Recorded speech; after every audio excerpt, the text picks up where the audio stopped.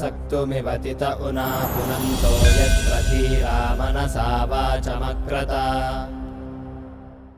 ओम श्रीमन्महागणाधिपतये नमः। श्री महासरस्वत्यै नमः। श्री गुरुभ्यो नमः। हरिः ओम। श्रुतिस्मृतिपुराणानामालयं करुणालयं नमामि भगवत्पादशंकरं लोकशंकरं। విఘ్ననాశకుడైనటువంటి మహాగణపతికి నమస్కరిస్తూ, చదువుల తల్లి అయినటువంటి సరస్వతీదేవిని ధ్యానిస్తూ, చదువు చెప్పినటువంటి గురువుల్ని మనసారా స్మరించుకుంటూ, జగద్గురువులు ఆదిశంకర భగవత్పాదాచార్యుల వారిని మనసారా మననం చేసుకుంటూ, వారికి ప్రణామం చేసుకుంటూ, దక్షిణాంనాయ శృంగేరి పీఠాధీశ్వరులైనటువంటి జగద్గురు శ్రీ భారతీ తీర్థస్వామి వారికి సాష్టాంగ నమస్కారాలు తెలియజేస్తూ, తదంతే వాసులైనటువంటి శ్రీమద్ విధుశేఖర భారతీ స్వామి వారికి నమస్కారం చేస్తూ, మైసూరు దత్తపీఠాధిపతులైనటువంటి పరమ పూజ్య శ్రీ గణపతి సచ్చిదానంద స్వామీజీ వారిని మనసారా ధ్యానిస్తూ, తదంతే వాసులైనటువంటి పూజ్య శ్రీ దత్త విజయానంద తీర్థ స్వామీజీ వారిని మనసారా స్మరించుకుంటూ, జన్మనిచ్చినటువంటి తల్లిదండ్రుల్ని మనస్సులో స్మరిస్తూ చిట్ట చివరి రోజు ప్రవచనంలోకి వెళ్ళబోతూ ఉన్నానండి. శంకర విజయం 5వ రోజున శ్రీకాకుళం పట్టణంలో మనం ప్రసంగించుకుంటూ ఉన్నాం. అదే పేరు పెట్టుకున్నటువంటి శ్రీకాకుళం శాసనసభ్యులు ఇక్కడికి విచ్చేసి శ్రీమాన్ గుండు శంకర్ గారు చక్కగా వారి యొక్క గురు భక్తిని, అంటే శంకరుల పైన ఉన్నటువంటి వారి భక్తిని చాటుకున్నారు అని చెప్పేసి చెప్పాలి. శంకరాచార్యులు జగద్గురువులు, అందరికీ గురువులు. అదేవిధంగా వారి యొక్క భక్తిని, ఆధ్యాత్మికతని చాటుకుని ధార్మికంగా అడుగులు వేస్తూ ఉన్నారు. వారు మరింత ఉన్నత శిఖరాలను అధిరోహించాలి అని చెప్పేసి నేను కోరుకుంటూ ఉన్నాను. నేటి ప్రవచనంలోకి మనం వెళ్ళినట్లయితే కనుక, ఈ ప్రవచనంలో మీ అందరికీ కూడా ఒక అనుకోకుండా జరిగినటువంటి ఒక విశేషాన్ని చెప్పాలండి. ఏవి కూడా మనం అనుకున్నాము అని అవ్వవు, అనుకోలేదు అని ఆగవు అని పెద్దలు చెప్తూ ఉంటారు, చూసారా. సాధారణంగా తేదీలు ఇవ్వండి అని అడిగారు, మనం ఈ తేదీలు ఇచ్చేసాం. అంటే ఈ తేదీలు ఖాళీ ఉంది అని మనం ఇచ్చేసాం తప్ప ఈరోజు ఇది ఉంది, ఆ రోజు ఇది ఉంది అని మనం అనుకోలేదు. గత 5 రోజులుగా మనం చెప్పుకుంటూ ఉన్నది శంకర భగవత్పాదాచార్యుల వారి అద్వైత సిద్ధాంతం గురించి చెప్పుకుంటూ ఉన్నాం. అందులో ముఖ్యమైనది అభేదం.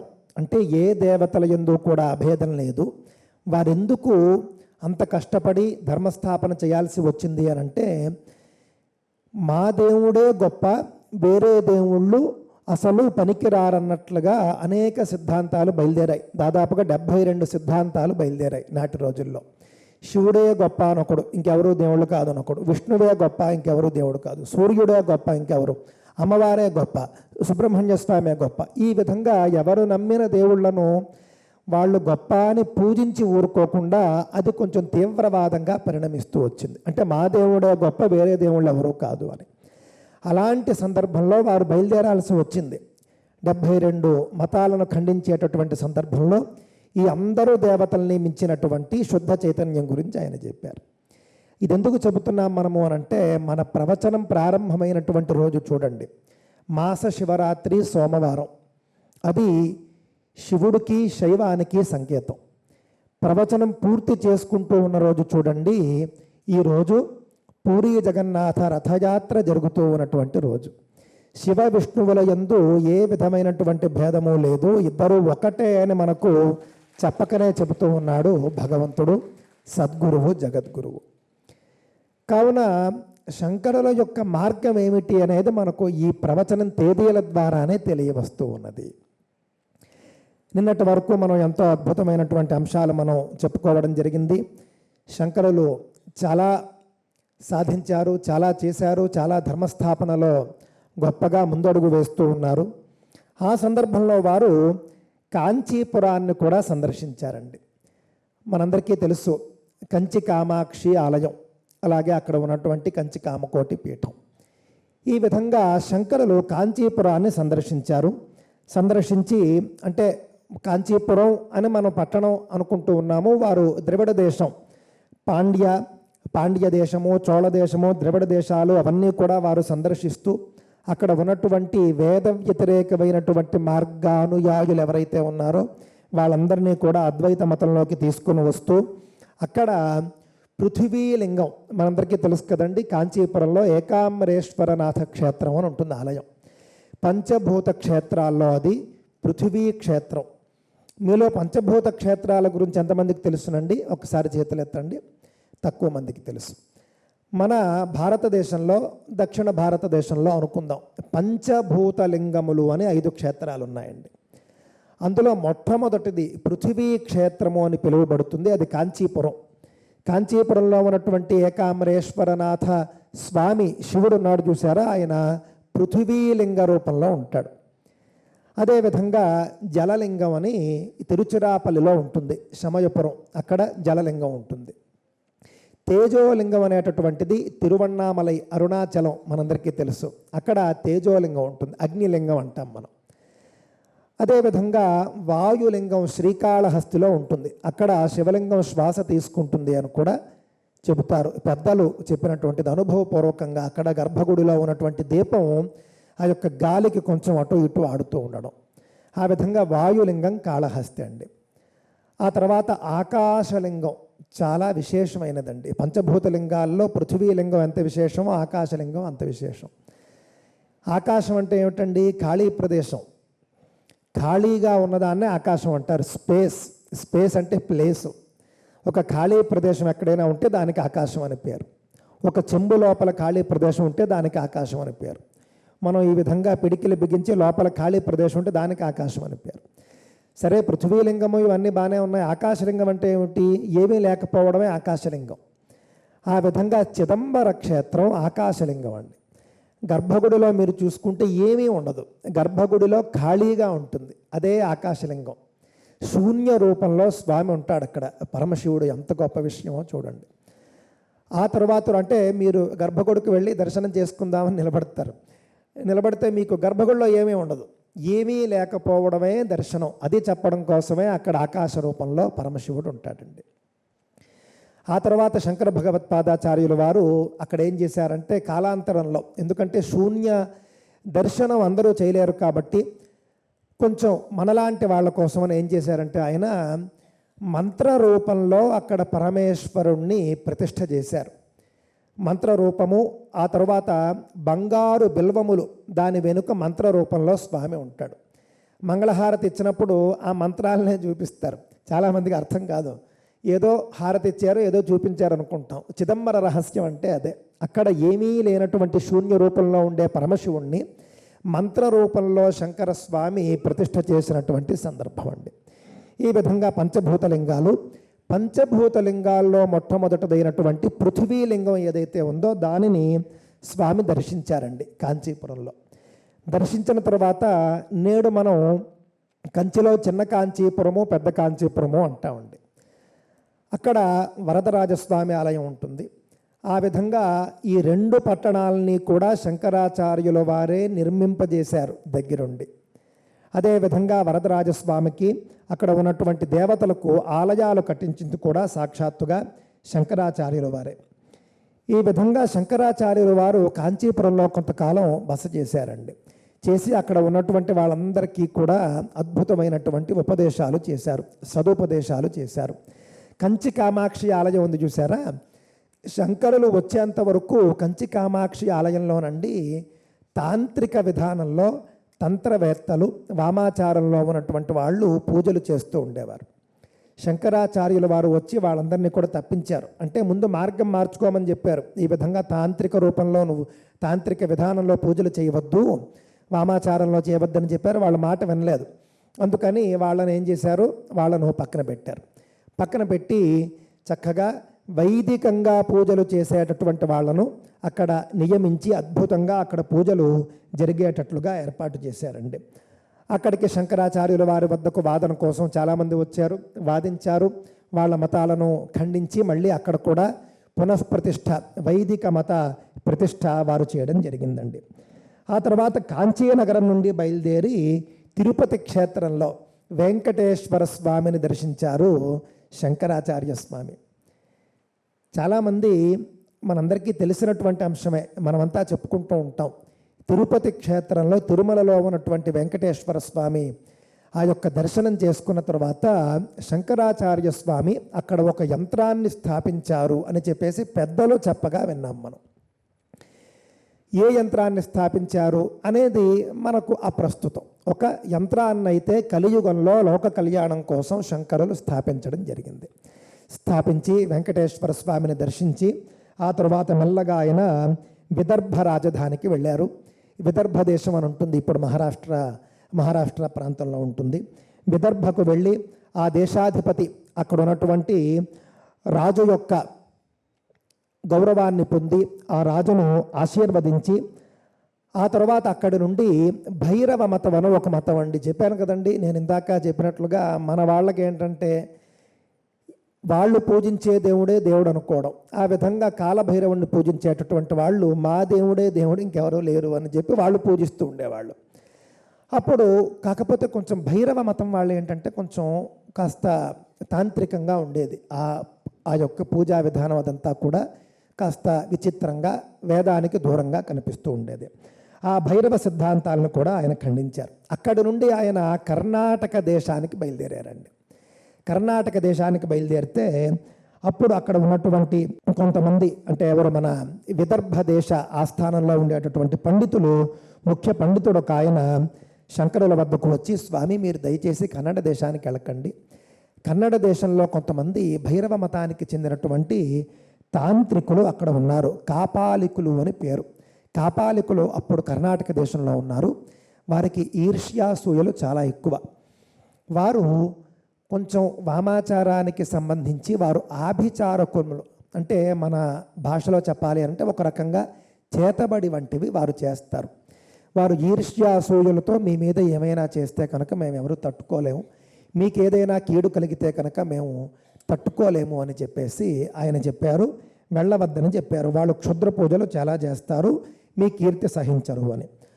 అప్పుడు ఇంతకాలము కూడా శంకరాచార్యులు వారితో పాటుగా తిరుగుతూ ఉన్నటువంటి సుధన్వ మహారాజు, మొదటి రోజు మనం చెప్పుకున్నాం, సుధన్వ మహారాజు ఆస్థానంలో జరిగినటువంటి అద్భుతాలన్నీ మనం చెప్పుకున్నాం. అప్పటి నుండి శంకరాచార్యులకు రక్షణగా సుధన్వ మహారాజే వస్తూ ఉన్నాడు. సుధన్వ మహారాజు అన్నాడు, శంకరులను ఎవరేం చేస్తారో నేను చూస్తాను, నేను చతురంగ బలాలతో ఆయనకు ముందు ఉండి రక్షణగా ఉండి నేను తీసుకువెళ్తాను అని చెప్పేసి తీసుకువెళ్ళారండి. తీసుకువెళితే అక్కడ కర్ణాటకలో ఉన్నటువంటి కొంతమంది భైరవ మతానుయాయులు వాళ్ళ సిద్ధాంతాలను ఖండించారు. ఆ తర్వాత భైరవ మత సిద్ధాంతకర్త ఒక పెద్ద గురువు ఒక ఆయనకు శంకరాచార్యుల మీద ఎక్కడ లేని కోపం వచ్చేసింది. నా మతాన్నే ఖండిస్తావా, నా దేవుణ్ణే దేవుడు కాదంటావా అని చెప్పేసి. ఆ విధంగా ఆ యొక్క భైరవ గురువుకు శంకరాచార్యులకు తీవ్రమైనటువంటి చర్చ జరిగింది. ఆ చర్చలో ఆయన పరాజితుడయ్యాడు. పరాజితుడైనప్పుడు ఆయన అంగీకరించాలి కదా, అంగీకరించలేదు. ఆయన శంకరుల మీదకు, శంకరాచార్యుల శిష్యుల మీదకు దాడి చేయడానికి సిద్ధపడ్డాడు. చేతిలో ఖడ్గాన్ని వీటన్నిటినీ కూడా ధరించి దాడి చేయబోయాడు.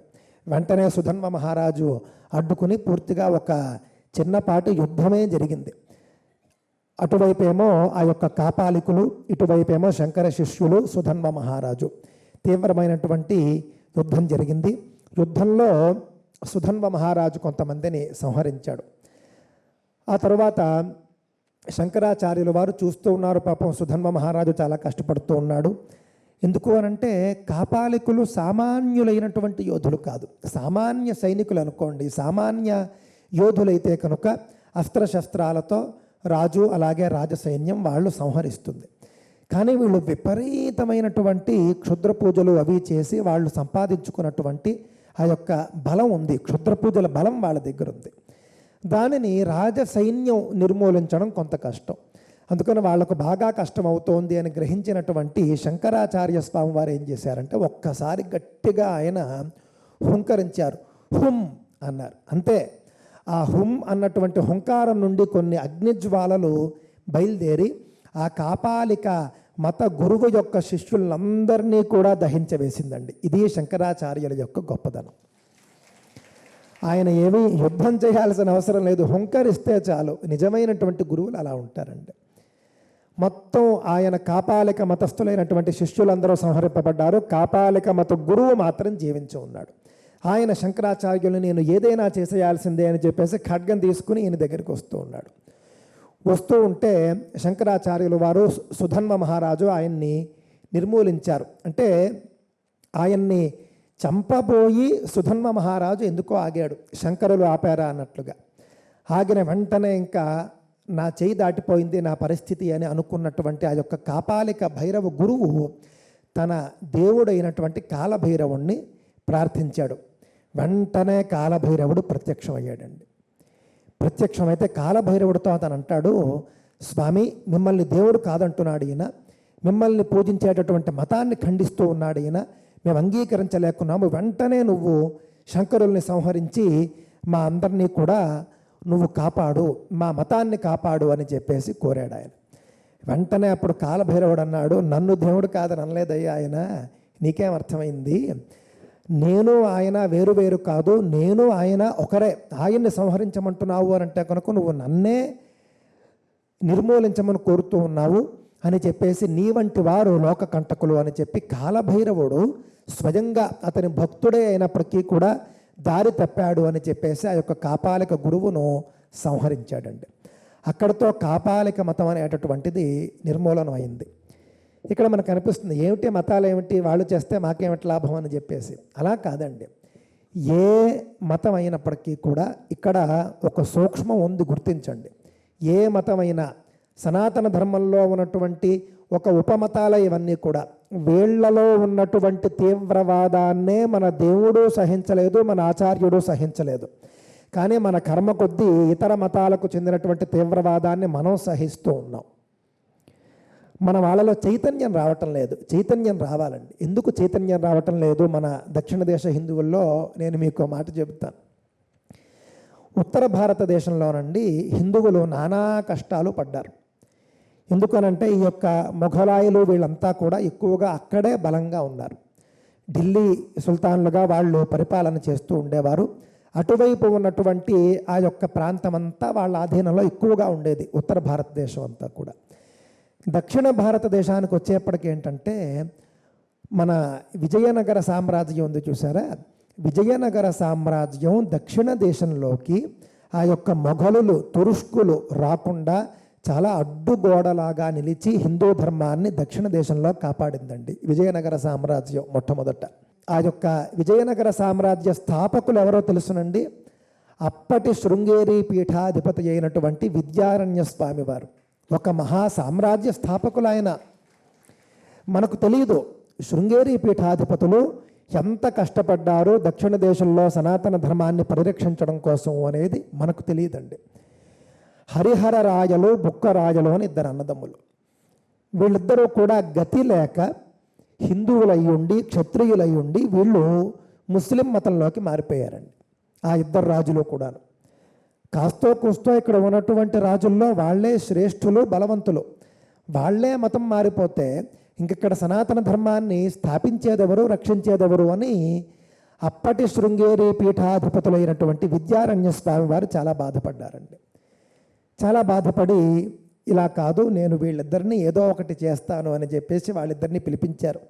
పిలిపించి చక్కగా సాక్షాత్తు శారద అనుగ్రహంతో నడయాడేటటువంటి శృంగేరి పీఠాధిపతి కావడం వల్ల వాళ్ళిద్దరినీ కూడా చక్కగా మోటివేట్ చేశారు. మన భాషలో చెప్పాలంటే మోటివేట్ చేసి, ఇది కాదయ్యా, ఆ మతంలో చాలామంది ఉన్నారు, ఆ మొత్తం ఉత్తర దేశం అంతా ఆ మతమే ఉంది, మీరు కూడా అటే వెళ్ళిపోతారేంటి అని కాస్త మందలించి చెప్పవలసిందంతా కూడా చెప్పి, మీకు కావలసింది ఏమిటి, రాజ్యం అధికారం కదా అంటే క్షత్రియులు సహజంగా కోరుకుంటారు, అది వాళ్ళ యొక్క హక్కు నాటి రోజుల్లో.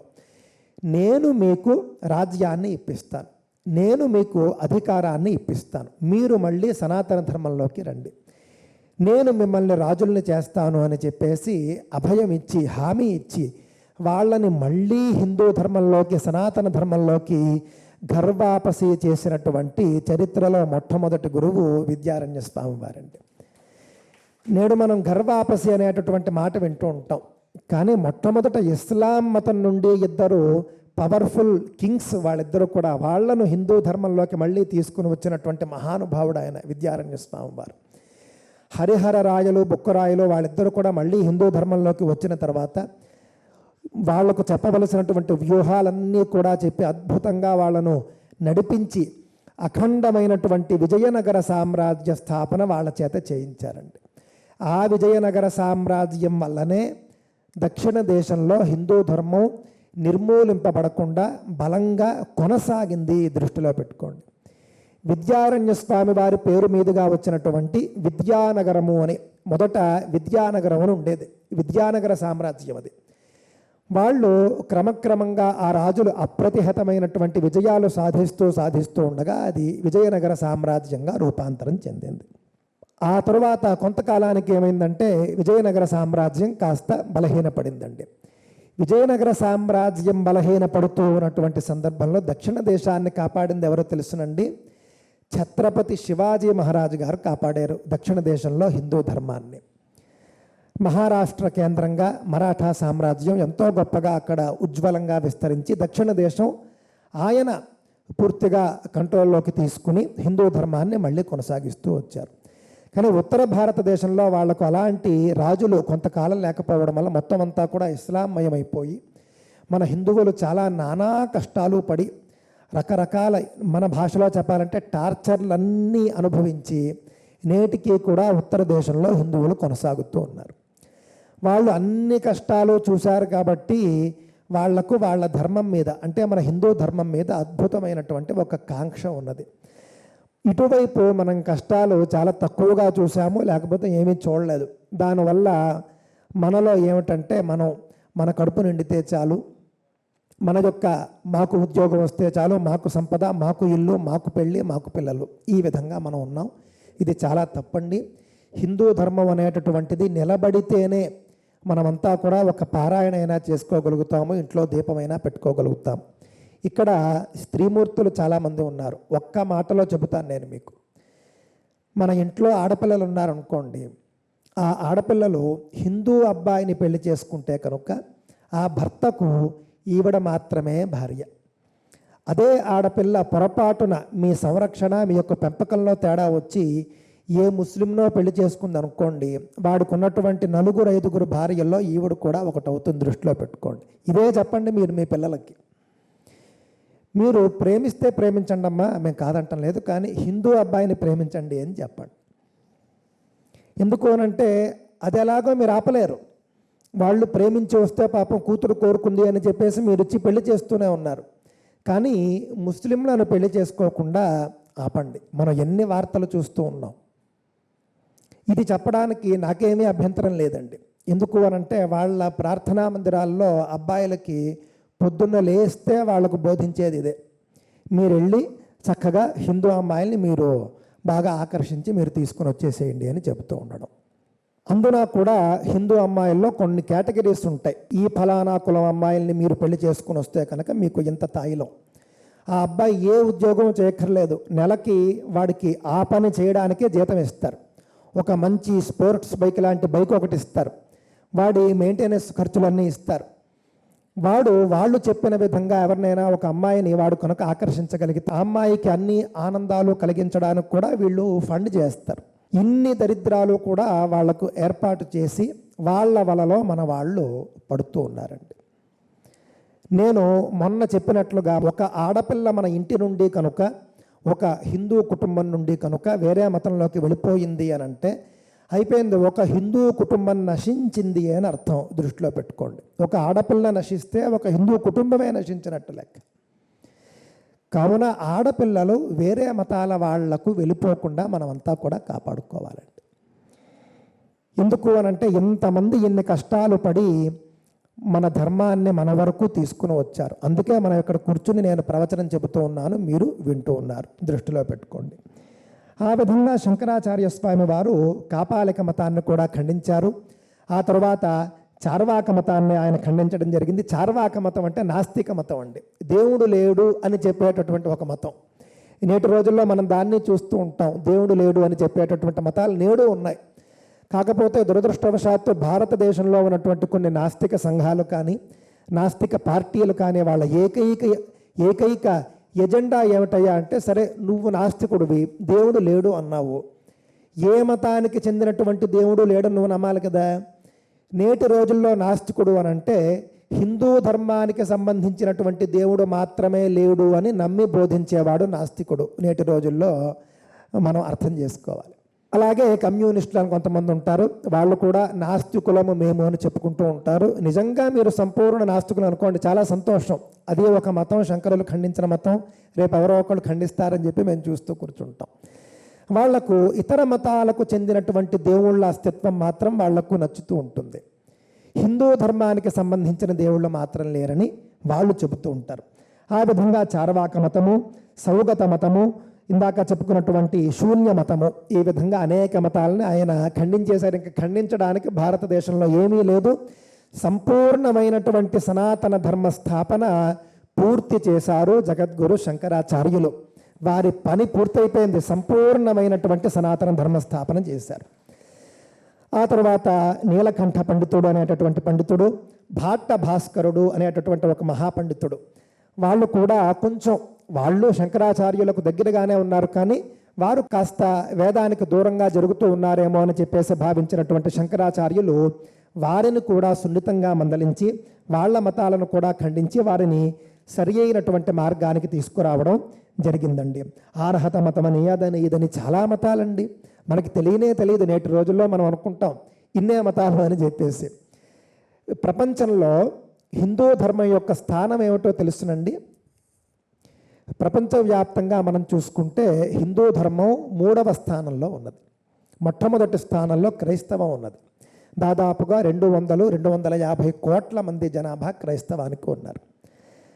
మొత్తం ప్రపంచ జనాభా ఎంత?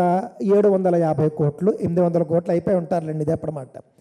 పోనీ ఒక 800 కోట్లు వేసుకుంటే అందులో 250 కోట్ల మంది క్రైస్తవులు ఉంటారండి. మొట్టమొదటి స్థానం వాళ్ళదే. క్రైస్తవ దేశాలు కూడా 130-140 దేశాలు క్రైస్తవ దేశాలు ఉన్నాయి, దృష్టిలో పెట్టుకోండి. ఆ తర్వాతి స్థానంలో ఇస్లాం ఉందండి. ఇస్లాము పాటించేటటువంటి వాళ్ళు దాదాపుగా ఒక 150-200 కోట్ల మధ్యలో వాళ్ళు ఉన్నారు. వాళ్ళ దేశాలు కూడా దగ్గర మనం చూసుకుంటే 50 దేశాలు ఉన్నాయి, ఇస్లామిక్ దేశాలు. ఆ తరువాత 3వ స్థానంలో ఉన్నటువంటి మతం అని మనం మాట్లాడడం ఉన్నటువంటి ఒక రిలీజియన్ ధర్మం ఏమిటి అని అంటే కనుక హిందూ ధర్మం. హిందూ జనాభా ప్రపంచవ్యాప్తంగా కనీసం 100 కోట్ల మంది ఉన్నారండి. భారతదేశంలో 80 కోట్ల మంది ఉన్నారు, ప్రపంచవ్యాప్తంగా 100 కోట్ల మంది ఉన్నారు. ఆ తర్వాత బౌద్ధ మతం 50 కోట్ల మంది ఉన్నారు. మీకు ఒక గమ్మత్తు అయినటువంటి ఒక అంశం నేను చెబుతానండి. మనకంటే జనాభా పరంగా పెద్దమైనటువంటి 2 మతాలకు దాదాపుగా 100 దేశాలు 50 దేశాలు ఉన్నాయి. సరే, అది మనమేం కాదంటం లేదు. మనకంటే జనాభాలో చిన్న దేశం కదండి బౌద్ధ దేశం, మన తరువాతి స్థానంలో ఉంది. 50 కోట్ల మంది జనాభా ఉన్నటువంటి బౌద్ధ మతానికి కూడా ప్రపంచంలో ఒక 2-3 దేశాలు ఉన్నాయండి. కనీసం 3 దేశాలు బౌద్ధ ప్రధాన మతంగా కలిగినటువంటి దేశాలు ప్రపంచంలో ఉన్నాయి. మరి 3వ స్థానంలో ఉన్నటువంటి హిందూ ధర్మానికి ఇది హిందూ దేశము అని చెప్పడానికి ఒక్క దేశమైనా ఉందా? మనం చెప్పుకోవడానికి భారతదేశం అధికారికంగా హిందూ దేశం కాదు, అధికారికంగా లౌకిక దేశం ఇది. నేపాల్ అనేటటువంటి దేశం హిందూ దేశంగా ఉండేది, అది కూడా ఇప్పుడు లేదు, అది కూడా లౌకిక దేశంగా వాళ్ళు ప్రకటించుకున్నారు. కావున భారతదేశం కూడా భవిష్యత్తులో హిందూ దేశంగా ప్రకటించబడాలి అనేటటువంటిది మా యొక్క అభిప్రాయం. మీ అభిప్రాయం కూడా అదైతే ఒక్కసారి చప్పట్లు కొట్టండి. ఎందుకు హిందూ దేశంగా ప్రకటించబడాలి అని అంటే కనుక మన కట్టు మన బొట్టు ఇవన్నీ కూడా నిలబడాలి అని అంటే హిందూ దేశంగా ప్రకటించబడితేనే నిలబడేది, లేకపోతే నిలబడదు. లౌకికవాదం అనేది హిందువులకు ఎవరూ నేర్పక్కర్లేదు, మన ధర్మంలోనే ఉంది, భారతీయుల రక్తంలోనే ఉంది. కావున మనకంటే చిన్న మతాలకు కూడా దేశాలు ఉన్నాయి, మనకు మాత్రం ఒక అధికారికమైనటువంటి దేశం లేదు, దృష్టిలో పెట్టుకోండి. ఆ విధంగా మనం చూసుకుంటే కనుక ఇక్కడ నేను ఒక అంశం మీకు చెబుతానండి. ఆ మతానికి ఎంతమంది ఉన్నారు, ఈ మతానికి ఎంతమంది ఉన్నారు, ఏమిటండి మన సనాతన ధర్మం పరిస్థితి ఎలా అయిపోయిందా అంటే కనుక దృష్టిలో పెట్టుకోండి. ఇప్పుడు కూడా అడవిలో మీరు చూస్తే కనుక కాకుల సంఖ్య చాలా ఎక్కువగా ఉంటుంది, కానీ హంసల సంఖ్య, కోయిలల సంఖ్య అరుదుగా ఉంటుంది. ఒక సుభాషితం ఒకటి ఉందండి, సుభాషితంలో అద్భుతమైనటువంటిది చెబుతూ ఉంటారు. ఏమిటి అని అంటే కనుక ఆవు సింహం ఈ రెండింటిలో ఏది బలమైనటువంటి జీవి చెప్పండి ఒకసారి. సింహమే బలమైనటువంటి జీవి, ఆవు బలహీనమైనటువంటి జీవే కదండి. కానీ ప్రపంచంలో సింహాల జనాభా ఎక్కువగా ఉందా, ఆవుల జనాభా ఎక్కువగా ఉందా? ఎందుకు ఎక్కువగా ఉంది అనంటే కనుక సింహంలో ధర్మం లేదు, ఆవులో ధర్మం ఉంది, అందుకు ఆవుల జనాభా ఎక్కువగా ఉంది. కావున హిందుత్వంలో ధర్మం ఉంది, మిగిలిన వాటిలో ధర్మం ఉండదు. కావున ఇక్కడ మనం చూసుకుంటే కనుక ప్రస్తుతం మనకు ఈ విధంగా అనిపించినప్పటికీ కూడా శాశ్వతంగా నిలబడేటటువంటి ఒక జాతి ఏదైనా ఉంది అని అంటే అది హిందూ జాతే. దృష్టిలో పెట్టుకోండి అందరూ కూడా. సరే, ఇక మనం మళ్ళీ కథలోకి వచ్చేస్తే వాళ్ళంతా కూడా వారించారు కర్ణాటక దేశానికి వెళ్ళొద్దండి అని చెప్పేసి. అయినా కూడా శంకరాచార్యుల వారు అటువైపు వెళ్ళారు. ఇక్కడ ఏదో మనం కర్ణాటక దేశాన్ని తక్కువ చేస్తున్నాం అనుకోకండి. నాటి రోజుల్లో ఆ ప్రాంతం గురించి వాళ్ళందరూ చెప్పడం జరిగింది. అక్కడికి వెళ్ళారు, మతాలను ఖండించారండి. ఆ తర్వాత అందులో ఒకళ్ళిద్దరూ ఆయనకు సంబంధించినటువంటి వాళ్ళు, తంత్రం చేసేటటువంటి వాళ్ళు, క్షుద్ర పూజలు చేసేటటువంటి వాళ్ళు వెళ్ళి దాక్కుండిపోయారు. దాక్కుని మా గురువు గారి యొక్క మరణానికి కారణమైనటువంటి ఈ శంకరాచార్యుల్ని మేము విడిచిపెట్టము, ఏదైనా చేస్తాము అని చెప్పేసి వాళ్ళంతా కూడా భావించారండి. భావించి అందులో ఒక ఆయన ఏం చేశాట, అభినవ గుప్తుడు అనేటటువంటి ఒక ఆయన, వాళ్ళలో ఉన్నటువంటి ఒక పండితుడండి. ఆ అభినవ గుప్తుడు శంకర భగవత్పాదాచార్యుల వారి మీద ఒక రకమైనటువంటి క్షుద్ర పూజ చేశాడు. దృష్టిలో పెట్టుకోండి, చాలా ముఖ్యమైనటువంటి ఘట్టం. క్షుద్ర పూజ చేస్తే శంకరాచార్యుల వారిని ఆ క్షుద్ర పూజ చేరింది. ఎందుకు చేరిందో చెబుతాను నేను మీకు. అదేమిటండి, జగద్గురువులు అన్నారు, పరమశివుడు అన్నారు, లేకపోతే అంతటి మహత్వం ఇంతటి మహత్వం అని చెప్పేసి అంటూ ఉన్నారు మీరు. మరి శంకరాచార్యుల వారి మీద ఒకరు క్షుద్ర పూజ చేయడం ఏమిటి, ఆయనకు తగలడం ఏమిటి అని అంటే అది ఎందుకో నేను మీకు చెబుతాను. తగిలి శంకరాచార్యుల వారికి భయంకరమైనటువంటి ఒక వ్యాధి వచ్చిందండి. భయంకరమైనటువంటి ఒక వ్యాధి, భగంధరము అని దాని పేరు. ఏమిటంటే సాధారణంగా మనమంతా కూడా కాలకృత్యాలు తీర్చుకునే సమయంలో, మలమూత్రాదులు విసర్జించేటటువంటి సమయంలో వారికి ఎల్లప్పుడూ రక్తం వస్తూ ఉండేది. ఆ విధమైనటువంటి తీవ్రమైనటువంటి రోగం పాపం ఆయనకి వచ్చిందండి. వచ్చి ఏం చేసినా కూడా ఆగటం లేదు, రక్తస్రావం అవుతూనే ఉన్నదండి. ఘోరమైనటువంటి రోగం. శిష్యులు ఎవ్వరూ కూడా అయ్యో గురువుకు మనం ఇలాంటి పరిస్థితిలో మనం సేవ చేయాలా అని చెప్పేసి ఎవ్వరూ మనస్సులో కూడా ఏ విధమైనటువంటి కించిత్తు వేరే విధమైనటువంటి భావన లేకుండా అద్భుతంగా సేవ చేస్తూ ఉన్నారు. శంకరుల్ని అది సంతోషపెట్టింది. ఆయనకు వచ్చినటువంటి వ్యాధి ఆయనను బాధ పెట్టలేదు, వీరి యొక్క ప్రేమ ఆయనను చాలా సంతోషింపజేసింది. దృష్టిలో పెట్టుకోండి. ఆ విధంగా శంకర భగవత్పాదాచార్యుల వారికి చాలా బాధాకరమైనటువంటి ఒక వ్యాధి ఆ యొక్క క్షుద్ర పూజల వల్ల వచ్చిందండి. ఆయన చాలా బాధపడుతూ ఉన్నారు. వీళ్ళు వైద్యుల్ని తీసుకొస్తా ఉన్నారు. గురువు గారి వద్దకు వెళ్ళి, అయ్యా మేము డాక్టర్లను తీసుకుని వస్తాము, మీ యొక్క వ్యాధి పూర్తిగా నిర్మూలన అయ్యి మీరు మళ్ళీ పూర్వంలాగా ఉండాలి అని చెప్పేసి మేము కోరుకుంటూ ఉన్నాము అని చెప్పేసి వాళ్ళు అన్నారు. వెంటనే శంకరులు అన్నారు, రోగాలు రెండు విధాలు. ఒకటి ధాతురూపమైనది, రెండవది కారణాంతరంతో వస్తూ ఉంటుంది, అంటే కర్మరూపమైనది. ధాతురూపము కర్మరూపము అని రెండు రకాలైనటువంటి రోగాలు ఉంటాయి. ధాతురూపమైనటువంటి రోగం అయితే కనుక డాక్టర్లు వచ్చి మందిస్తే పోతుంది. కానీ కర్మతో వచ్చినటువంటిది కర్మ అనుభవించిన తరువాత మాత్రమే పోతుంది. ఇది ధాతురూపమైనటువంటి రోగం కాదు, కర్మ సంబంధమైనటువంటి రోగం. ఇది నేను అనుభవిస్తేనే పోతుందని చెప్పారండి ఆయన మహానుభావుడు. చూడండి, అప్పుడు మమ్మల్ని ఏం చేయమంటారు అని చెప్పేసి అంటే మీరేమీ చేయకండి అన్నారు ఆయన. కొంతకాలం ఆయన అనుభవించారండి. అనుభవించిన తర్వాత ఇంకా శిష్యుల బాధ ఆయన చూడలేకపోయారు పాపం. ఒక్కసారి పరమశివుణ్ణి ప్రార్థించారు. ఆయన ఎందుకు ప్రార్థించారు అనుకున్నారు? ఈ శరీరం ఇంకా శుష్కించిపోతోంది, నశించేటటువంటి సమయం వచ్చేసింది, అందువల్ల ఇంకా నన్ను నీ వద్దకు తీసుకువెళ్ళు అన్నట్లుగా పరమశివుణ్ణి ప్రార్థించినట్లుగా శిష్యులకు అనిపించింది. వెంటనే పరమశివుడు ఏం చేశాడు? వెంటనే శివదూతలను పంపించి ఆయన్ని తీసుకొచ్చేయండి అన్నారా? అనలేదండి. పరమశివుడు దేవవైద్యులైనటువంటి అశ్విని దేవతల్ని పంపించాడండి. అశ్విని దేవతలు ఇద్దరూ వచ్చారు. అశ్విని దేవతలు వచ్చి వాళ్ళు దేవవైద్యులు, వాళ్ళు వైద్యం చేద్దాం అనుకున్నారు. ఇందాకే చెప్పారుగా ఆయన, ఇది వైద్యంతో పోయేది కాదు అని చెప్పేసి. అందువల్ల వాళ్ళు వైద్యం చేద్దాం అనుకున్నారు. కానీ వైద్యానికి ఇది కుదిరేటటువంటిది కాదు, వైద్యంతో పోయే రోగం కాదు అని అశ్విని దేవతలు కూడా ప్రకటించి ఒక మాట చెప్పారు.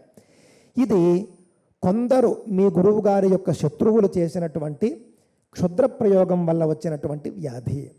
కావున మీరెవరైనా గురుభక్తితో కనుక ఆ క్షుద్ర పూజను తిప్పి కొడితే ఆయన యొక్క వ్యాధి నశిస్తుంది అని అన్నారన్నమాట అండి. ఆ మాట అశ్విని దేవతలు చెప్పి మాయమైపోయారు. ఇంకేముందండి, శంకరాచార్యుల వారికి ప్రప్రథమ శిష్యుడు ఒక ఆయన ఉన్నాడు. ఆయన పేరేమిటండి? పద్మపాదాచార్యుడు. వెంటనే ఆయనలో మళ్ళీ నరసింహస్వామి ఆవహించేశాడు. నరసింహస్వామి ఆవహించేసి మా గురువు గారి మీద ఎవడు మంత్రప్రయోగం చేసింది అని చెప్పేసి ఒక్క క్షణం మాత్రం ఆ యొక్క మంత్రాన్ని పఠించడం వల్ల ఈ క్షుద్ర పూజను మళ్ళీ ఏం చేశారండి, రివర్స్ చేశారు. ఎవరైతే చేశాడో వాడికే చేరని ఈ యొక్క క్షుద్ర పూజ అని చెప్పేసి వెంటనే గురుశక్తి చేత ఈ క్షుద్ర పూజ మళ్ళీ చేసినటువంటి అభినవ గుప్తుడు వైపు తిరిగిందండి. ఈ రోగం తత్క్షణమే అభినవ గుప్తుడికి వచ్చేసింది. ఈయన కారణజన్ముడు, అవతార పురుషుడు కాబట్టి, సత్పురుషుడు, సాధువు కాబట్టి ఇంతకాలమైనా ఆ వ్యాధితో ఆయన జీవించి మళ్ళీ ఈయన బయటపడగలిగాడండి. నీకేం రోగం, ఆయన సాక్షాత్తు పరమశివుడయ్యా అని చెప్పేసి లోకం అంతా కూడా ప్రశంసిస్తూ ఉంటే ఆయన మీద ప్రయోగం చేస్తావా నువ్వు? చేసావు కదా, అనుభవించు. వెంటనే ఈ భగంధర రోగం ఆయనకు వచ్చిందండి. కొన్ని రోజుల పాటు తీవ్రంగా ఆ రోగంతో ఆయన బాధపడి పడి పడి కన్ను మూశాడండి. హర నమః పార్వతీ పతయే హర హర మహాదేవ్. ఈ మాట నేను ఎందుకు చెబుతూ ఉన్నానంటేనండి, మనమంతా కూడా ఉన్నాం. మనమెవ్వరూ కూడా ఇంకొకరి కీడు కోరుకోకూడదు అనేటటువంటి బోధ మనకు శంకర భగవత్పాదాచార్యుల వారు చేస్తూ ఉన్నారు. మీరు కొంచెం రోజు లలితా సహస్రం ఏదో మీరు చదువుకుని కాస్తో కూస్తో మీలో శక్తి ఉన్నవాళ్ళు అనుకోండి, మీరు ఒకరి కీడు మీరు కోరితే కనుక అది అయిపోతుంది. ఫలానా వాడు నాశనం అయిపోవాలి అని మీరు అన్నారు, వాడు అయిపోతాడు. కానీ దాని యొక్క ప్రభావాన్ని మళ్ళీ మీరు తట్టుకోగలిగేటటువంటి శక్తి మీలో ఉండాలి. ఆ శక్తి మీలో లేకపోతే ఇలాగే జరుగుతుంది. చాలా కష్టం అండి. అందువల్ల ఎవ్వరి కీడు కూడా మనం కోరుకోకూడదు. మనకెవరైనా కీడు తలపెడితే కనుక మనం భగవంతుడికి సమర్పణ చేసేయాలి. చేసేస్తే ఆయన చేసేటటువంటి పరిష్కారం ఉంటుంది చూసారా, అది శాశ్వతమైనది, అది మనకు శ్రేయస్కరమైనది. దృష్టిలో పెట్టుకోండి. ఫలానా వాడెవడో మీకు అప్పు ఎగ్గొట్టాడండి, 5 లక్షలు అప్పిచ్చారు మీరు, అతను మీకు తిరిగి ఇవ్వలేదు. మీరు వాడి నాశనం కోరుకోకండి. మీరు పూజించేటటువంటి భగవంతుడి వద్దకు వెళ్ళి, అయ్యా ఈ విధంగా జరిగింది, ఏం చేయాలో నీకు తెలుసు, నేను నిన్నే నమ్ముకున్నాను, నువ్వే దీన్ని పరిష్కరించు అనేస్తే కనుక ఎవరిని ఎలా శిక్షించాలో ఆయన శిక్షిస్తాడు, మిమ్మల్ని ఎలా రక్షిస్తాలో ఆయన రక్షిస్తాడు. ఇది దైవతత్వం, ఇది దైవతత్వం. కావున ఎవరి కీడు కూడా మనం కోరుకోకూడదు. ఒకరి కీడు మనం కోరుకుంటే వాళ్లకు ఏ విధమైనటువంటి విపత్తు కలుగుతుందో మనం వాళ్ళ కీడు కోరుకోవడం వల్ల అంతకంటే బలంగా మనకు కీడు కలుగుతుంది అని చెప్పేసి మనకు అర్థమవుతుంది. శంకరులు కష్టపడింది ఇంతే, అతను ప్రాణమే పోగొట్టుకున్నాడండి. ఆ విధంగా శంకరులు కీడు కోరుకున్నాడు, అతను ప్రాణాన్ని పోగొట్టుకున్నాడండి. ఆ విధంగా శంకరాచార్యుల వారు ఆ యొక్క ప్రాణాంతకమైనటువంటి వ్యాధి నుండి బయటపడ్డారండి. మళ్ళీ రోజులు సాధారణంగానే గడుస్తూ ఉన్నాయి. చక్కగా ఒక నదీ తీరంలో కూర్చుని శంకరాచార్యుల వారు ఆహ్నిక కర్మలు చేసుకుంటూ ఉన్నారు. మొన్న చెప్పాను కదండి, 3 పూటలా స్నానం చేస్తారు యతీశ్వరులు. ఆ విధంగా మిట్ట మధ్యాహ్నం ఆయన స్నానం చేస్తూ ఉంటే ఆయనకు ఎదురుగా ఎవరో దివ్య పురుషుడు వస్తూ ఉన్నాడు అని చెప్పేసి శంకరులకు అనిపించిందండి. ఆ దివ్య పురుషుడు అద్భుతమైనటువంటి భస్మ త్రిపుండ్ర ధారణతో వెలిగిపోతూ ఉన్నాడు. మెడలో చూస్తే రుద్రాక్షమాల, చేతిలో చూస్తే కమండలు. ఆ కమండలేమో ఒక తెల్లటి కమలంలాగా వెలిగిపోతూ ఉన్నది. ఇంకో చేతిలోనేమో జపమాల తిప్పుతూ ఉన్నాడు ఆయన. ఆ జపమాల ఎలా ఉందిట, ఆయన చేయి ఏమో ఒక అద్భుతమైనటువంటి మకరందం కలిగిన పుష్పంలాగా ఉందిట. ఆ జపమాల ఆయన తిప్పుతూ ఉంటే ఆ పుష్పంలో మకరందం కోసం వచ్చేటటువంటి తుమ్మెదల వలె ఆ రుద్రాక్షలు కనిపిస్తూ ఉన్నాయట. ఆ విధంగా దివ్య పురుషుడు వచ్చాడండి. దివ్య పురుషుడు వచ్చి శంకరుల ముందు సాక్షాత్కరించాడు. చూసిన వెంటనే శంకరులు సాష్టాంగ నమస్కారం చేశారు. ఆయన ఎవరో తెలుసు. ఎవరు ఆయన అనంటే కనుక గౌడపాదాచార్యులు, శంకర భగవత్పాదాచార్యుల వారి పరమ గురువు. పరమ గురువు అంటే ఎవరు? గురువుకు గురువు. శంకర భగవత్పాదాచార్యులు వారి గురువు గోవింద భగవత్పాదులు. గోవింద భగవత్పాదుల వారి గురువు గౌడపాదాచార్యులు. గౌడపాదాచార్యుల వారి గురువు ఎవరో తెలుసునండి, శుకమహర్షి సాక్షాత్తుగా. ఆ గౌడపాదాచార్యుల వారు అక్కడ సాక్షాత్కరించారు. ఈయన సాష్టాంగ వందనాలు చేసి ఎంతో వినయంతో, మనం ఎంత స్థాయికి వెళ్ళినా కూడా గురువు పట్ల ఏ విధమైనటువంటి వినయంతో ఉండాలి అని శంకరులు చేసి చూపిస్తారు. మనకు అద్భుతమైనటువంటి వినయం చూపించి, స్వామి మీరు నాకు దర్శనం ఇవ్వడం నా యొక్క సుకృతం తప్ప ఇంకేం కాదు, నా యొక్క పుణ్య విశేషం తప్ప ఇంకేం కాదు, ఇంతకంటే నాకు మరొక ఆనందం లేదు. దయచేసి తమరు నేను సరైనటువంటి మార్గంలోనే ఉన్నానా, కాస్త హితబోధ చేయండి, నేను చేస్తున్న పొరపాట్లు ఏమైనా ఉంటే నన్ను సంస్కరించండి అని చెప్పేసి కోరుకున్నారు. వెంటనే గౌడపాదాచార్యులు, నువ్వు 100% అద్భుతమైనటువంటి మార్గంలో ఉన్నావయ్యా.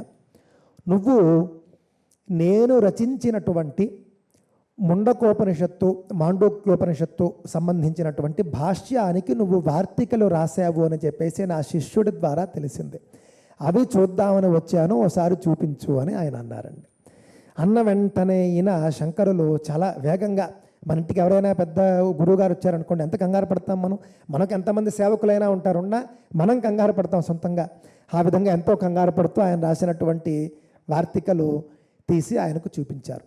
చూపించి, అయ్యా అంతా సక్రమంగానే ఉందంటారా, ఏమైనా దోషాలు ఉంటే క్షమించి దిద్దండి అని చెప్పేసి కోరితే, మొత్తం ఆయన పరిశీలించి, నా మనస్సును ఉన్నది ఉన్నట్లుగా నువ్వు నీ వార్తికల్లో ఆవిష్కరించావయ్యా, నువ్వు సాక్షాత్తు శివుడివి అని చెప్పేసి ఆశీర్వదించారు. చాలా సంతోషంతో ఇది చూసి ఈ మాట చెప్పడానికే వచ్చాను, నువ్వు సరిగ్గానే వ్రాస్తావని నాకు తెలుసు, కానీ లోకం కోసం ఒకసారి చూడాలి కదా, లోకం కోసమని కొన్ని నాటకాలు ఉంటాయండి. రామాయణంలో కూడా మనం చూసుకుంటే సీతమ్మ వారిని రాముడు అనుమానించి అగ్నిప్రవేశం చేయమన్నాడు అని చెప్పేసి అందరూ అంటూ ఉంటారు. నిజానికి అది రాముడు యొక్క ఉద్దేశం కానే కాదు, లోకం కోసం చేసినటువంటి పరీక్ష. ఆవిడ అగ్ని పునీత అని చెప్పి రాముడికి తెలియదా? ఎందుకు అనంటే, మీరు సుందరకాండలో చూస్తేనండి, రామకార్యం కోసం వచ్చినటువంటి ఆంజనేయ స్వామి తోకకు వీళ్ళంతా కూడా నిప్పంటిస్తే, రామకార్యం కోసం వచ్చినటువంటి ఒక దూత తోకకు అంటినటువంటి నిప్పునే వేడి కలగకుండా చేశాడు అగ్నిదేవుడు. అలాంటి అగ్నిదేవుడు సాక్షాత్తు సీతామాతను దహిస్తాడా అండి? అది రాముడికి తెలియదా, సీతాదేవికి తెలియదా? లోకం కోసం ఒకవేళ రాముడు అడక్కపోయి ఉంటే మనమంతా కూడా అడిగేవాళ్ళం. మనము అనంటే నాటి రోజుల్లో ఉన్నటువంటి చాలామంది, ఈ రాముడు ఏమిటి ఇలా చేశాడు అని చెప్పేసి, ఈ రాముడలాగా, ఆ రాముడిలాగా, ఈ సీతయ్యలాగా, ఆ సీతయ్యలాగా అని చెప్పేసి. లోకాపవాదము సీతామాతకు రాకుండా చూసుకోవడం కోసమే రాముడు ఆ విధంగా అగ్ని పరీక్ష చేశాడు. ఆ మాట తర్వాత ఆయనే చెబుతాడు మళ్ళీ. కావున ఆ విధంగా లోకం కోసం కొన్ని ఉంటాయి. ఇప్పుడు రాబోయే దాంట్లో కూడా ఒకటి ఉంటుంది అలాంటిది. లోకం కోసం వచ్చానే, చాలా అద్భుతంగా ఉందని ఆశీర్వదించి వారు కూడా అంతర్ధానం చెందడం జరిగిందండి. చాలా అద్భుతంగా ఆ విధంగా వాళ్ళిద్దరి మధ్య సంభాషణ జరిగింది. కొంతసేపు అయినప్పటికీ కూడా గౌడపాదాచార్యులు ఆయనను అనుగ్రహించినటువంటి విధానానికి శంకరులు చాలా సంతోషించారు.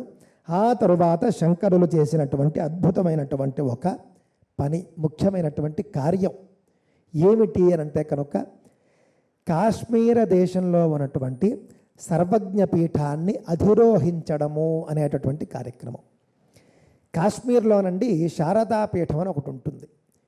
కాశ్మీర దేశానికి సంబంధించినటువంటి గురుతులు, ఎల్లలు ఒక శ్లోక రూపంలో మనం చూసుకుంటే కనుక, శారదామఠమారభ్య కుంకుమాద్రి తటాంతకం తావత్ కాశ్మీర దేశస్యాత్ 50 యోజనాత్మక అని చెప్పేసి పురాణాలు చెబుతూ ఉన్నాయి. కాశ్మీర్ అంటే ఏమిటయ్యా అంటే, శారదాపీఠంతో మొదలుపెట్టి కుంకుమాద్రి పర్వతం అని ఒకటి ఉంటుందండి, కుంకుమ పర్వతం అని చెప్పేసి, అక్కడ వరకు, దాని తీరం వరకు, అక్కడో నది ఉంటుంది, అక్కడ వరకు ఉండేటటువంటి మొత్తం భూమి కాశ్మీర దేశం. 50 యోజనాత్మకము అంటే 50 యోజనాల చదరపు ఇది ఉంటుంది అని చెప్పేసి ఆ యొక్క కొలత చెప్పి అదంతా కూడా కాశ్మీర దేశం అన్నారు. ఆ కాశ్మీర దేశంలో శారదాపీఠం ఉంటుందండి. ఆ శారదాపీఠంలో ఉంటుంది ఈ యొక్క సర్వజ్ఞ పీఠం. శారదాపీఠంలో ఉండేటటువంటి ఒక ఉత్కృష్టమైనటువంటి పీఠం అది. ఆ శారదాపీఠాన్ని అధిరోహించాలి అని శంకరులు అనుకున్నారు. ఎందుకు అనుకున్నారు? ఆయనకి ఏమైనా కోరిక ఏమిటి? ఆయనకి లేనటువంటి కీర్తి ఏమిటి? ఆయనకేమీ ప్రత్యేకించి దాన్ని అధిరోహించాల్సిన అవసరం లేదు.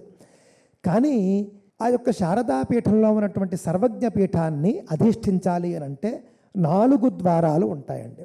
ఒకటి పూర్వద్వారము, దక్షిణ ద్వారము, పశ్చిమ ద్వారము, దక్షిణ ద్వారము అని.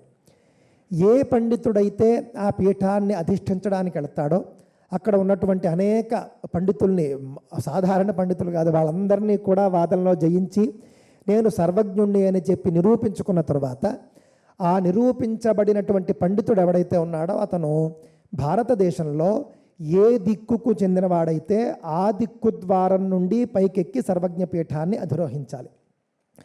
ఆ విధంగా మొత్తం 4 ద్వారాలు ఉన్నాయి కదండి. తూర్పు ద్వారం ఉంది, దక్షిణ ద్వారం ఉంది, పశ్చిమ ద్వారం ఉంది, పడమర ద్వారం ఉంది, ఉత్తర ద్వారం ఉంది. తూర్పు అలాగే పశ్చిమము, ఉత్తరము ఈ 3 ద్వారాల నుండి కూడా చాలామంది పండితులు వెళ్ళి ఆ యొక్క సర్వజ్ఞ పీఠాన్ని అధిరోహించారు. ఆ 3 ద్వారాలు చాలాసార్లు తెరిచారు. పండితులు ఆ ద్వారాల గుండా వెళ్ళి సర్వజ్ఞ పీఠాన్ని అధిరోహించారు. కానీ దక్షిణ ద్వారం మాత్రం శంకరుల వరకు అస్సలు తెరవబడనే లేదు. దక్షిణ భారతదేశం నుండి ఒక్క మేధావి విద్వాంసుడు కూడా అక్కడికి వెళ్ళి సర్వజ్ఞ పీఠాన్ని అధిరోహించనే లేదు. అందువల్ల నేను దక్షిణ దేశం వాడిని కాబట్టి దక్షిణ దేశం నుండి ఆ యొక్క లోటును నేను పూరిస్తాను అని చెప్పేసి, అందుకోసం దక్షిణ భారతదేశీయుల కోసం అని చెప్పేసి శంకరులు సర్వజ్ఞ పీఠాన్ని అధిరోహించారు తప్ప ఆయన కోసం కాదు. దృష్టిలో పెట్టుకోండి. వెళ్ళారు ఆయన చక్కగా కాశ్మీర దేశానికి వెళ్ళారండి. వెళ్ళి శారదా పీఠానికి వెళుతూ ఉంటే అప్పటికే ఆయనకు లభించినటువంటి స్వాగతం కాశ్మీర దేశంలో సామాన్యంగా లేదు. అద్భుతమైనటువంటి స్వాగతం. వాద సింహం వస్తూ ఉన్నది, వాద కోకిలు వస్తూ ఉన్నది. అందరూ దూరంగా జరండి, బహుపరాక్ బహుపరాక్ అని చెప్పేసి ఎంతో గొప్పగా స్వాగతించారు. ఆయన నేరుగా సర్వజ్ఞ పీఠాన్ని అధిరోహించబోతూ ఉండగా అక్కడి నియమం అదే, అధిరోహించే ప్రయత్నం చేస్తారు. ఎవరు పండితులు అడ్డుకుంటే వాళ్ళని వాదనలో జయించి ముందుకెళ్తూ ఉంటారు. ఆ విధంగా చాలామంది ఉద్దండ పండితులు, సాధారణ పండితులు కానే కదా, అందరూ సాక్షాత్తు సరస్వతి స్వరూపులు.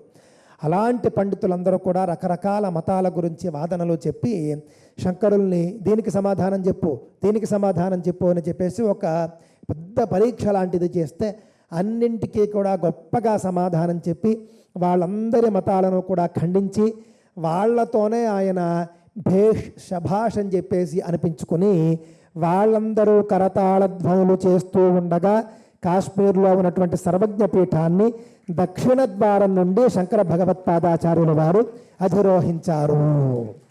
హర నమః పార్వతీ పతయే హర హర మహాదేవ.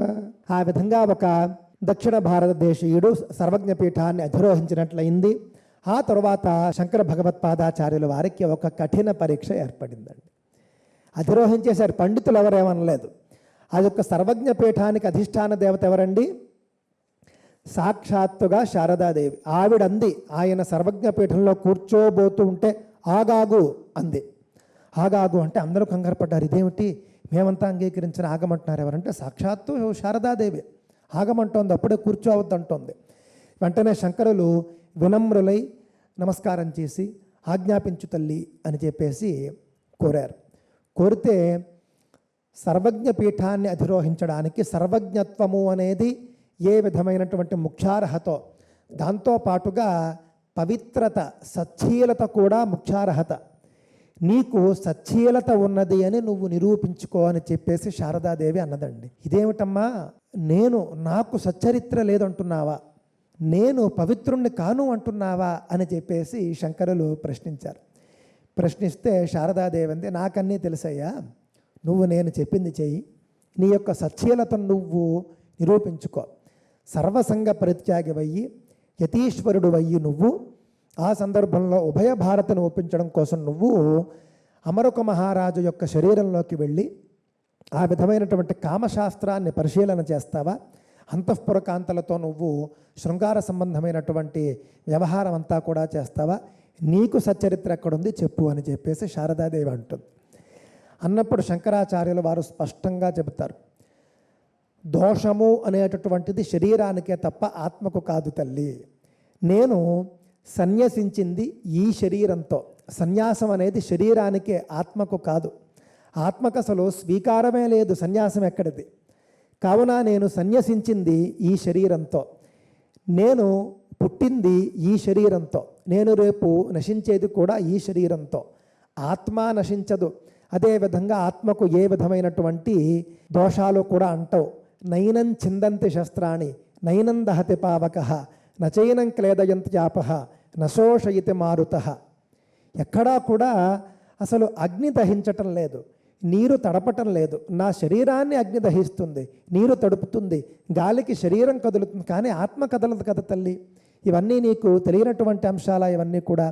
నజాయతే మ్రియతే వా కదాచితో నాయం భూత్వా భవితా వానభూయః అజో నిత్యశాశ్వతోయం పురాణః నహన్యతే హన్యమానే శరీరే వాసాంసి జీర్ణాని యథా విహాయ నవాని గృహ్ణాతి నరోపరాణి తథా శరీరాన్ని విహాయ జీర్ణాని అన్యాని గృహ్ణాతి నవాని దేహి అని చెప్పి, ఆత్మ ఏ విధంగా అయితే మనం రోజు కూడా మాసిపోయినటువంటి బట్టల్ని మనం విసర్జించి కొత్త బట్టల్ని కట్టుకుంటూ ఉన్నామో, అదేవిధంగా ఆత్మ కూడా శిథిలమైనటువంటి దేహాన్ని విడిచి కొత్త దేహాన్ని ధరిస్తూనే ఉన్నది కదా తల్లి.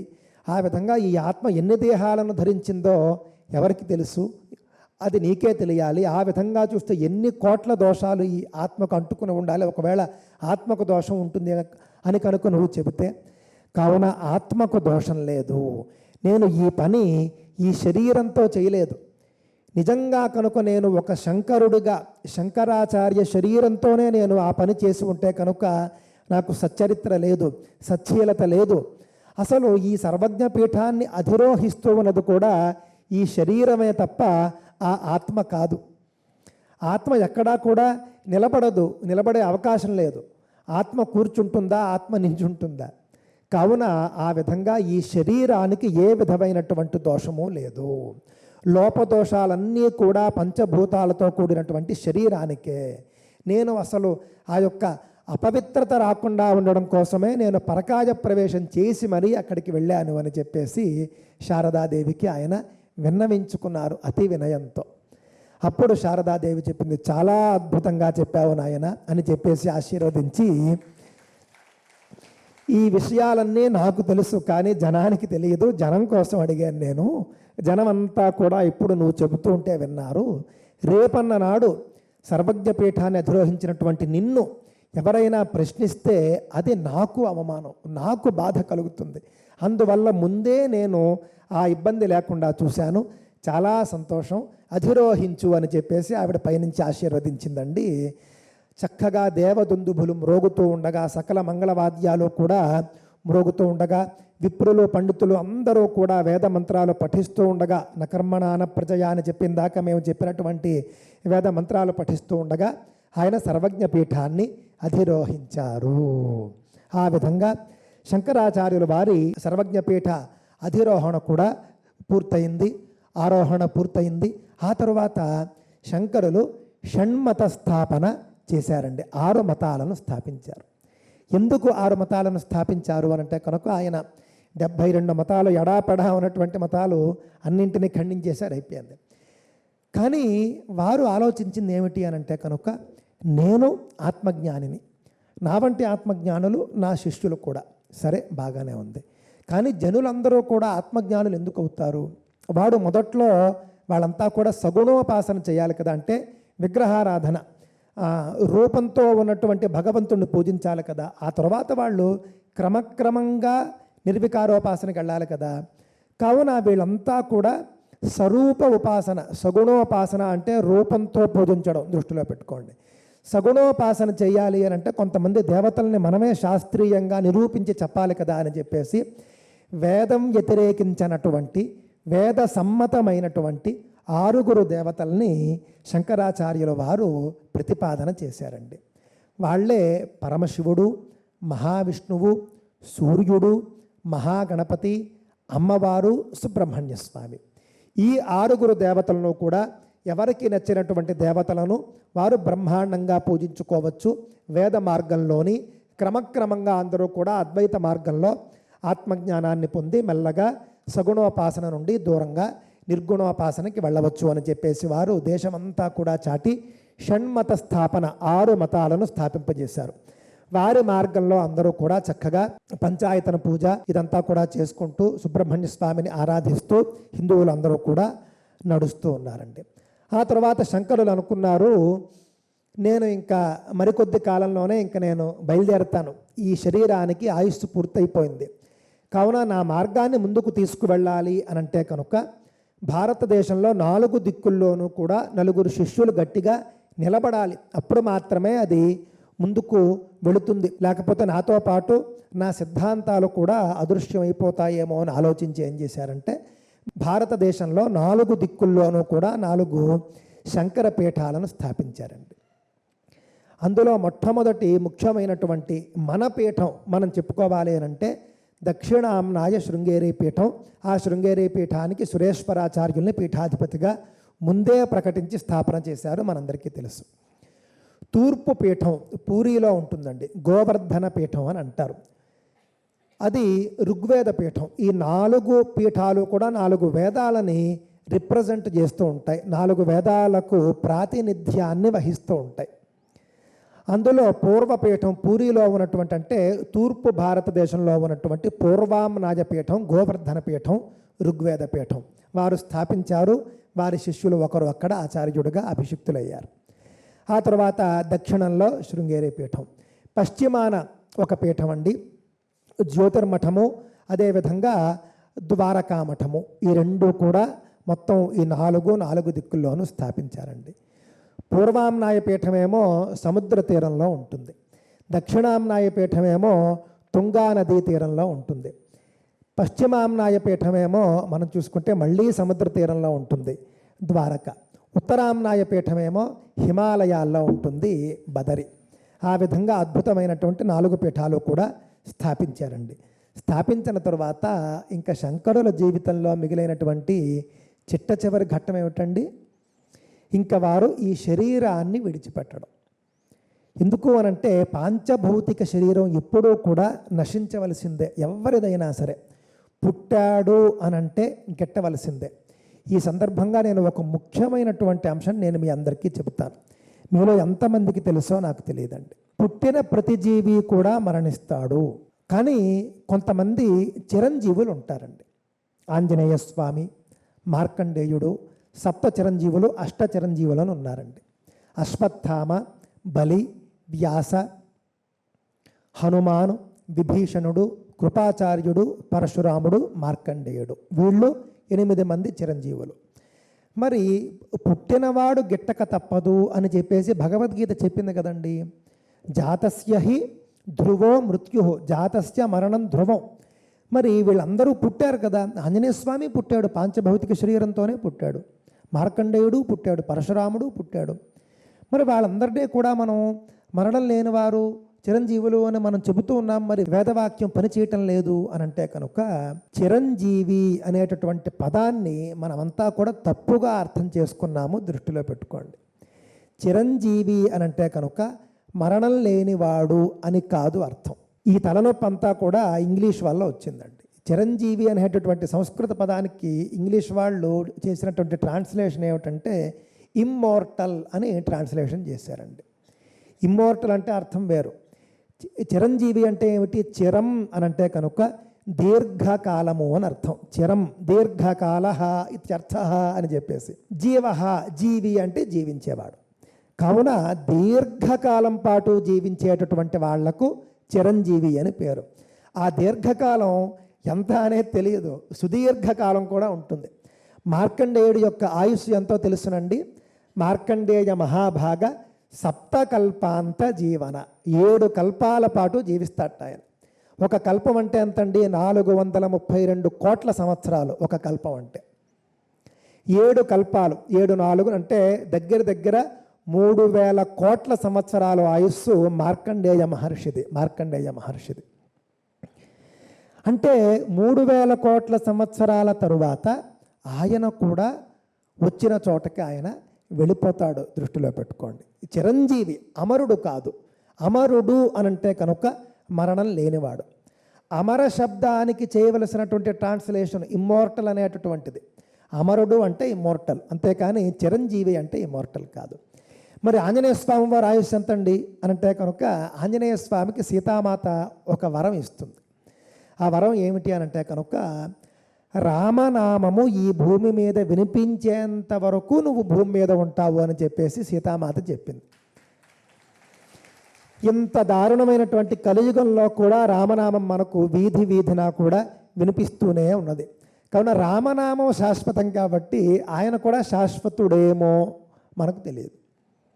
ఎందుకంటే ఒక మహాప్రళయం వచ్చినప్పుడు ఒక్కొక్కసారి ఒకవేళ ఆ పరిస్థితి వస్తే కనుక మళ్ళీ ఇప్పుడు మరి ఆంజనేయ స్వామిని మనం భవిష్యత్ బ్రహ్మ అంటాం. మరి ఆంజనేయ స్వామి ఈ యొక్క పాంచభౌతిక శరీరాన్ని వదిలిపెట్టకుండా బ్రహ్మ ఎలా అవుతాడు ఆయన? కావున ఆంజనేయ స్వామి కూడా చిరంజీవి. ఎంతకాలం అనేది తెలియదు. మార్కండేయుడి కంటే ఎక్కువే కావచ్చు. మార్కండేయుడు సహజంగా అత్యధికమైనటువంటి ఆయుస్సు ఉన్నవాడు అని పెద్దలు చెబుతూ ఉంటారు. ఎందుకనంటే సాధారణంగా ఒకసారి మహావిష్ణువు అటండి, మనం భవిష్యోత్తర పురాణం మనం చూసుకుంటే వెంకటేశ్వర స్వామి మహాత్మ్యం ఉంటుంది. వెంకటేశ్వర స్వామికి ఎంతమంది భార్యలండి? 2 భార్యలు. ఆ 2 భార్యల్లో పద్మావతి, అలా మనం మామూలుగా శ్రీదేవి భూదేవి అంటామండి. అంటే పద్మావతి భూదేవి అంశ, శ్రీదేవి అంటే సాక్షాత్తు మహాలక్ష్మి. ఆవిడ కొల్హాపురంలో ఉంటుంది. అయితే కారణాంతరం చేత మహాలక్ష్మి ఉండగా ఆయన పద్మావతిని వివాహం చేసుకోవాల్సి వచ్చింది. వెంకటాచలంలో మొత్తం బ్రహ్మాది దేవతలందరూ వచ్చారు. వెంకటేశ్వర స్వామి అన్నాడు, నేను మా ఆవిడ మహాలక్ష్మి లేకుండా నేను పెళ్లి చేసుకోను, మహాలక్ష్మిని తీసుకురండి అని చెప్పేసి ఆయన అన్నాడు. సాధారణంగా నేటి రోజుల్లో సాధ్యపడుతుందా అండి? ఒక భార్య ఉండగా ఇంకొక భార్యని అసలు ఆవిడ దగ్గరుండి చేయిస్తుందా పెళ్ళి? కానీ మహాలక్ష్మి దగ్గరుండి గరుత్మంతుడు వెళ్ళి తీసుకొస్తాడు. ఆవిడ కొల్హాపురంలో తపస్సు చేస్తూ ఉంటుంది. వెళ్ళి ఆయన రమ్మంటున్నారని చెప్పి తీసుకుని వస్తే మహాలక్ష్మి దగ్గరుండి భర్తను పెళ్లి కొడుకుని చేస్తుంది. మహాలక్ష్మి దగ్గరుండి పద్మావతినిచ్చి పెళ్లి చేస్తుంది. ఇది ఎందుకో చెబుతాను ఒక గమ్మత్తు.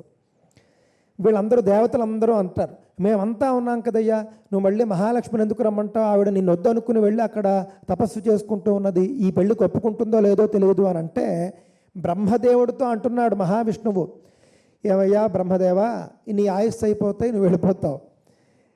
అలాగే ఇతర ఉన్నటువంటి దేవతలందరినీ కూడా చెప్పి మీరంతా కూడా మీ ఆయుస్సు పూర్తయిపోయినప్పుడు వెళ్ళిపోతారు. మహాప్రళయం వచ్చినప్పుడు కల్పాంతంలో వటపత్ర సాయిగా మొత్తం ఈ బ్రహ్మాండం అంతా కూడా నీటితో నిండిపోయినప్పుడు ఒక మర్రి ఆకు మీద నేను యోగ నిద్రలో శయనించి ఉంటాను. అప్పుడు నేను ఏకాకిగా ఉంటాను కదా, అప్పుడు మీరెవ్వరూ ఉండరు. అప్పుడు నాతో ఉండేది ఎవరో తెలిసిన మహాలక్ష్మి మాత్రమే నాతో ఉంటుంది. కావున మహాలక్ష్మి నాకు శాశ్వతమైనటువంటి సఖి. కావున ఆవిడ లేకుండా నేనేం పని చేయనయ్యా, ఆవిడ రావాల్సిందే అని చెప్తారు. ఇక్కడ మన పద్మావతి ఏమిటంటే తాత్కాలికం, ఏదో ఒక వరం ఇచ్చాడు ఆయన, ఆవిడ కూడా సర్లేండి. అన్ని కోట్ల సంవత్సరాలు భార్యగా ఉన్న మహాలక్ష్మికి ఈ రోజు వచ్చి రేపు వెళ్ళిపోయేటటువంటి పద్మావతితో ఇబ్బంది ఏమిటి చెప్పండి? ఆవిడది పర్మనెంట్ పొజిషన్. అయితే ఇది నేను ఎందుకు చెబుతూ ఉన్నాను అని అంటే, ఆ విధంగా అనేక కల్పాలు మహావిష్ణువు, అదేవిధంగా ఆవిడ మహాలక్ష్మి ఉన్నారు కదా, ఆ సందర్భంలో కూడా కొన్ని సందర్భాల్లో మార్కండేయ మహర్షి ఉన్నట్టండి. వాళ్ళిద్దరూ మాత్రమే అక్కడ, ఈయనేమో ఆ యొక్క మర్రి ఆకు మీద శయనించి ఉండడం, ఆయన పాదాల దగ్గర ఈవిడ ఉండడాన్ని మార్కండేయ మహర్షే చాలాసార్లు చూశాడు. అందువల్ల మార్కండేయుడికి ఆ యొక్క అద్భుతమైనటువంటి ఆయుస్సు. ఇంతకీ అంశం దగ్గరికి వచ్చేస్తే కనుక చిరంజీవి అంటే ఇది అర్థము. ఇది మనమంతా కూడా దృష్టిలో పెట్టుకోవాలి. చిరంజీవి అంటే మరణం లేనివాడు కాదు. కావున శంకరులు ఏమనుకున్నారు అని అంటే కనుక ఇది పాంచభౌతిక శరీరం, ఈరోజు కాకపోతే రేపు, రేపు కాకపోతే ఎల్లుండి, ఎప్పటికైనా నశించాల్సిందే, నేను వచ్చినటువంటి పని అయిపోయింది, ఈ శరీరాన్ని వదిలిపెట్టేస్తాను అని చెప్పేసి ఆయన అనుకుని కేదార్నాథ్ క్షేత్రం ఉంది చూసారా, కేదార్నాథ్ బద్రీనాథ్ క్షేత్రాలు ఉంటాయి. అక్కడికి ఆయన ఉత్తరంలో ఉన్నటువంటి హిమాలయ పర్వతాల వద్దకు వెళ్ళి ఇంకా ఆ క్షేత్రాలను కూడా దాటుకుని వెళ్ళిపోయి ఆయన పద్మాసనంలో ఆయన యోగ స్థితిలో కూర్చుని ధ్యానం చేశారండి. ధ్యానం చేసిన వెంటనే బ్రహ్మాది దేవతలందరూ కూడా దివ్య విమానాలతో అక్కడ ప్రత్యక్షమైపోయారు. ప్రత్యక్షమైపోయి స్వామి నువ్వు వచ్చినటువంటి పని అయిపోయింది, ఇంక మీరు దయచేసి కైలాసానికి విచ్చేసేయండి అని చెప్పేసి చెప్పడం జరిగిందండి. అక్కడ సిద్ధంగా ఒక దివ్యంగా భవ్యంగా వెలిగిపోతూ ఉన్నటువంటి ఒక నంది కూడా ఉన్నది. అక్కడ నంది ఎప్పుడైతే అక్కడ ప్రత్యక్షమైందో శంకరులు తన యొక్క యతి రూపాన్ని విడిచిపెట్టి సాక్షాత్తు శివుడుగా మారిపోయారు. జటాజూటము, అలాగే అర్ధచంద్రము, మెడలో పావులు ఇవన్నీ కూడా ఉండి సాక్షాత్తు శివుడుగా అవతరించాడు ఆయన. వెంటనే నంది సాధారణంగా మరి ఆయన ఎక్కాలంటే నంది మామూలుగా నించుంటే ఎక్కడం కుదరదు కదండి, ఎక్కండి అన్నట్లుగా చక్కగా నంది కూర్చుంటే ఆయన నందిని అధిరోహించాడు. బ్రహ్మగారు శంకరులు నందిని ఎక్కుతూ ఉంటే ఆయనే చెయ్యిచ్చాడు కొంచెం సపోర్టుగా. బ్రహ్మగారి భుజాన్ని పట్టుకుని శంకరులు నందిని అధిరోహించారు. అధిరోహించిన తర్వాత నందితో సహా శివుడు కైలాసానికి వెళ్ళిపోయాడు. హర నమః పార్వతీ పతయే హర హర మహాదేవ. ఎంత అద్భుతమో చూడండి. 32 సంవత్సరాల వయస్సు మాత్రమే జీవించి ఇన్ని పనులు చేయడం మానవ మాతృడికి సాధ్యమా? సాధ్యం కాదు కదండి. మనం గట్టిగా మాట్లాడితే 32 సంవత్సరాలకి మనం ఒక పుస్తకం పూర్తిగా చదవడమే కష్టం, అర్థం చేసుకోవడమే కష్టం. ఆయన సాక్షాత్తు పరమశివుడే అని ఆయన చేసినటువంటి పనులు మనకు తెలియజేస్తూ ఉన్నాయి. ఒక హిందువుగా పుట్టినందుకండి ప్రతి ఇంటిలోనూ కూడా శంకరాచార్యుల వారి చిత్రపటం ఉండాలండి. శంకరుల చిత్రపటం లేకపోతే మనం గురుద్రోహం చేసినట్టు లెక్క, దృష్టిలో పెట్టుకోండి. శంకరుల చిత్రపటం ఉండాలి. దాన్ని చూసి మీ పిల్లలు అడగాలి ఎవరు ఈయన అని చెప్పేసి మీరు వివరించాలి. ఆ విధంగా మీ ఇళ్లలో ఇప్పటికైనా శంకరుల చిత్రపటం లేకపోతే కనుక తప్పక మీరంతా కూడా శంకరాచార్యుల వారి చిత్రపటాన్ని పెట్టుకోండి.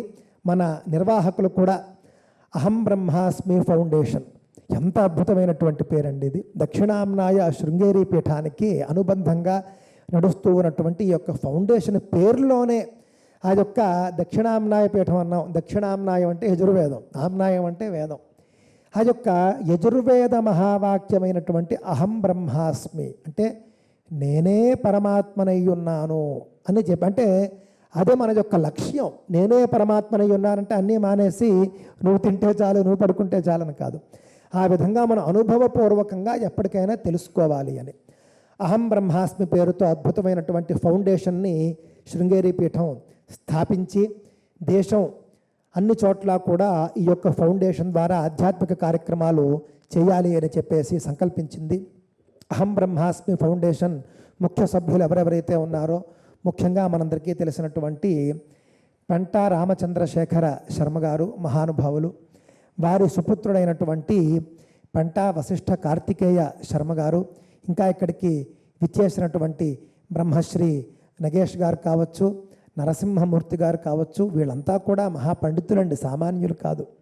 వాళ్ళు ఏదో ఇక్కడికి వచ్చి మన వాళ్ళు ఒకరు చిరంజీవి ఉపన్యాసం చేస్తూ ఉన్నారు, అలాగే నేడు విచ్చేసినటువంటి వారు కూడా మహాపండితులు, సామాన్యులు కాదు.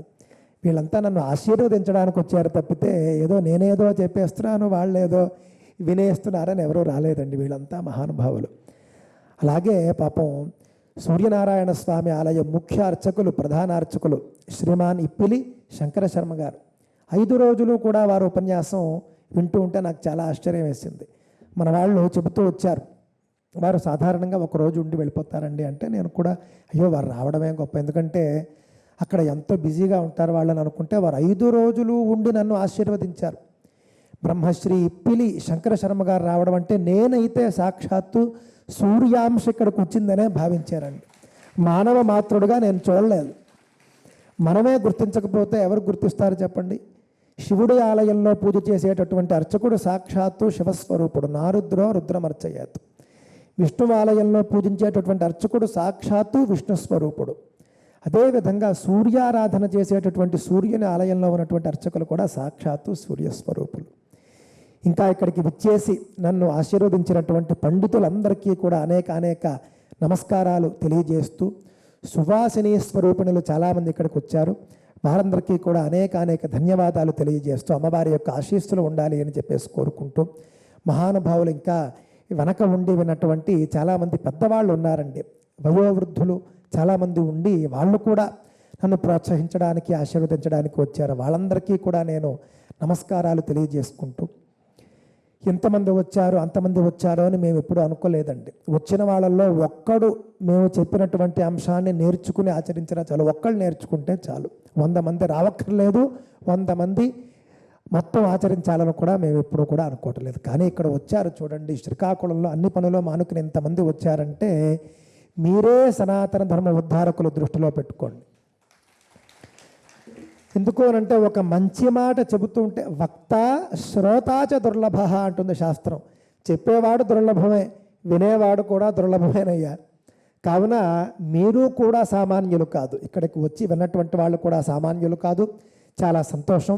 ఇంతటితో ఈ యొక్క శంకర విజయం అనేటటువంటి అద్భుతమైనటువంటి ప్రసంగాన్ని పూర్తి చేస్తూ ఆది గురువులైనటువంటి జగద్గురువులైనటువంటి శంకర భగవత్పాదాచార్యుల వారికి సాష్టాంగ నమస్కారాలు చేసుకుంటూ, దక్షిణాంనాయ శృంగేరి పీఠాధీశ్వరులు జగద్గురు భారతీ తీర్థస్వామి వారికి ప్రణమిల్లుతూ, అంతేవాసులైనటువంటి జగద్గురు శ్రీ విధుశేఖర భారతీ స్వామి వారికి ప్రణమిల్లుతూ, మిగిలినటువంటి 3 పీఠాల్లోనూ కూడా 3 శంకర పీఠాల్లోనూ కూడా అధిష్ఠితులైనటువంటి మహానుభావులైనటువంటి ఆమ్నాయ పీఠాధిపతులకు కూడా సాక్షాత్తు శంకరులైనటువంటి వారికి కూడా నమస్కరిస్తూ సాష్టాంగ నమస్కారాలు చేసుకుంటూ, కన్న తల్లిదండ్రులకు, చదువు చెప్పినటువంటి గురువులకు, నన్ను ప్రోత్సహించే మిత్రులందరికీ కూడా నమస్కారాలు తెలియజేసుకుంటూ, ఈ కార్యక్రమాన్ని ఇంత అద్భుతంగా నిర్వహించినటువంటి ఆ యొక్క శ్రీమాన్ చిరంజీవి పెంట వాసిష్ఠ కార్తికేయ శర్మ గారికి సకల శుభాలు చేకూరాలి అని చెప్పేసి,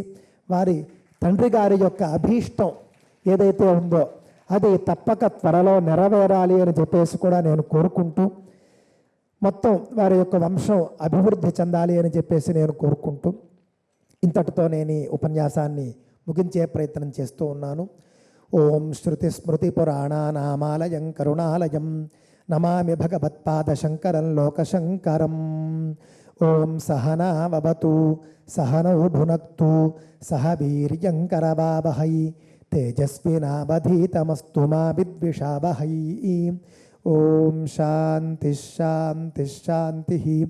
యో వేదాదౌ స్వరః ప్రోక్తో వేదాంతే చ ప్రతిష్ఠితః తస్య ప్రకృతిలీనస్య యః పరః స మహేశ్వరః. హరి ఓం. స్వస్తి.